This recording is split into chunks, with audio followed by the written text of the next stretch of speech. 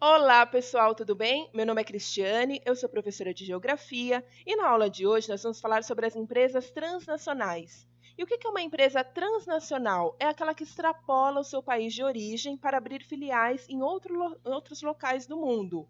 Então, isso acontece de um país desenvolvido para outros desenvolvidos, ou, o que mais acontece, de um país desenvolvido para outros ainda em desenvolvimento, que não tem uma industrialização muito forte, como é o caso do Brasil.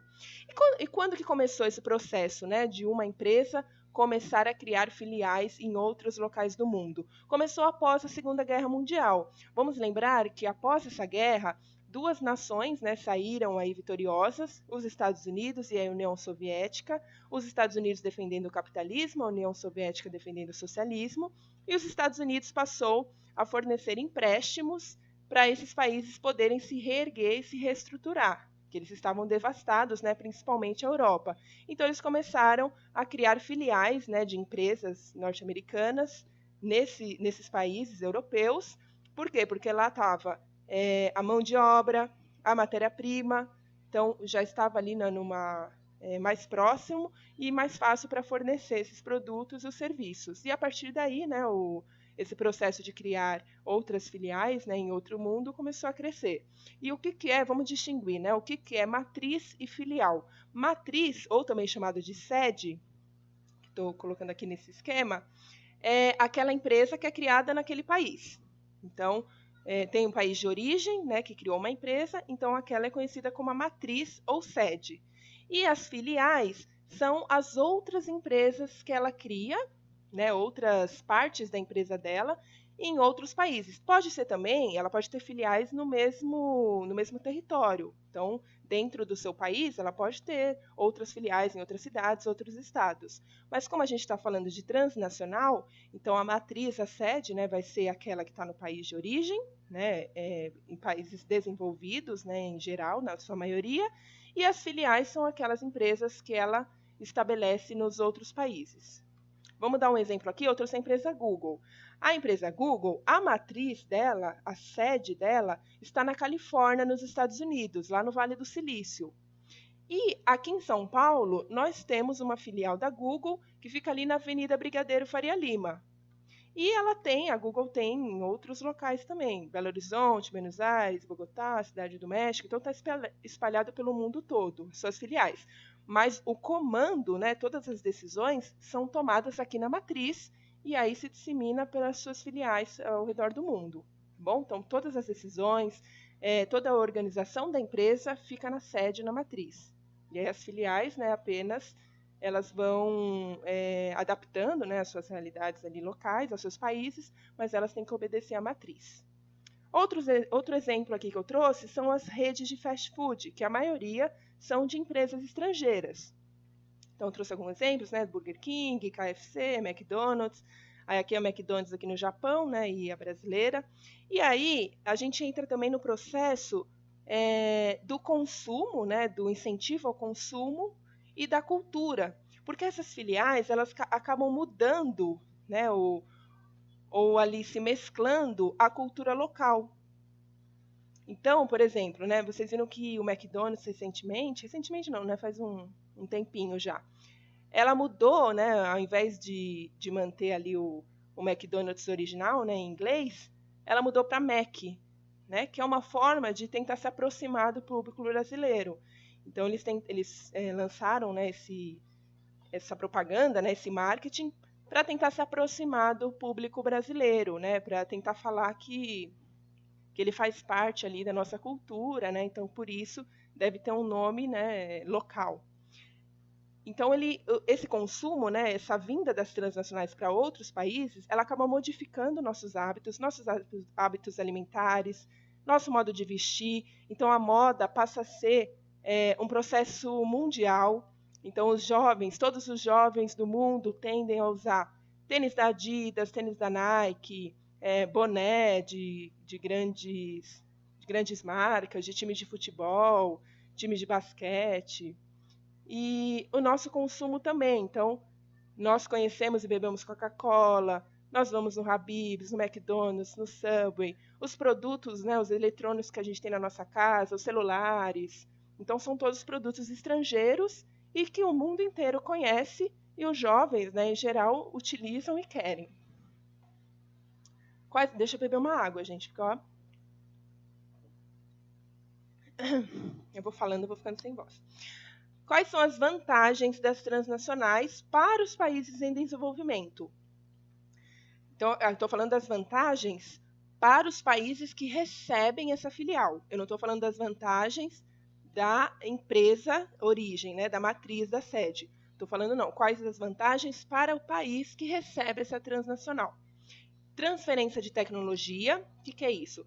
A transferência de tecnologia, então a empresa vai sair, né, ela tem lá a matriz no país desenvolvido, bastante industrializado, e ela vai, por exemplo, ela vem aqui para o Brasil. O Brasil é um país em desenvolvimento e é um país pouco industrializado. Então, ela traz a tecnologia que é usada lá na empresa do país desenvolvido e traz aqui para o Brasil. Então, ela vai dar o treinamento para os trabalhadores aqui, então ela vai trazer essa tecnologia, ela vai implementar, né, como que é feito, a gente vai aprender, né, essa tecnologia, vai formar mais pessoas, então a gente acaba aprendendo com eles. E tem a geração de empregos, né? Então, abre uma transnacional aqui no país e eles abrem, né, diversos cargos, né, em todas as escalas produtivas e gera renda, né, gera emprego. E quais as desvantagens para o país que está recebendo essa transnacional? As desvantagens são, né, por exemplo, isenção de impostos, que pode ser parcial ou total. O que é essa isenção de impostos? Antes dessa empresa transnacional vir, o Brasil, né, o governo brasileiro, ele incentiva essas empresas a virem se filiar aqui, porque elas podem abrir filiais em vários locais do mundo. E aí o Brasil chega para essa empresa e fala, não, vem montar uma filial aqui, porque a gente vai cortar o imposto XYZ. Você não vai precisar pagar esses impostos, e aí o seu custo fica reduzido. Aí a empresa fala, legal, então compensa, eu vou então me instalar no seu país. Então ela vem e cria uma filial aqui, porque ela fez esse acordo que ela não vai precisar pagar nenhum impostos, ou então vai precisar pagar menos impostos. Então o país deixa de arrecadar impostos, né? Isso é uma desvantagem. Por mais que ela atraia, né? Então a gente tem que pesar, né? Por mais que ela atraia para geração de empregos, transferência de tecnologia, a gente perde por outro lado, né? Que a gente deixa de arrecadar com essas grandes empresas e que tem que deveria pagar um valor alto de impostos e acaba sendo abatido esse valor. Fuga de lucro. Então lembra que eu falei, né? Toda a organização da empresa está naquele país de origem. Então tudo que ela lucra, a maior parte volta para esse país. Então, esse lucro não fica aqui no país, né? No caso brasileiro. O lucro não fica aqui no Brasil, ele escoa, ele volta para a empresa de origem, né? Para a matriz, para a sede. Pouca ou nenhuma responsabilidade ambiental. Quando uma empresa vai e abre uma filial, por exemplo, aqui no Brasil, ela não tem o mesmo comprometimento que a matriz tem com o seu país de origem.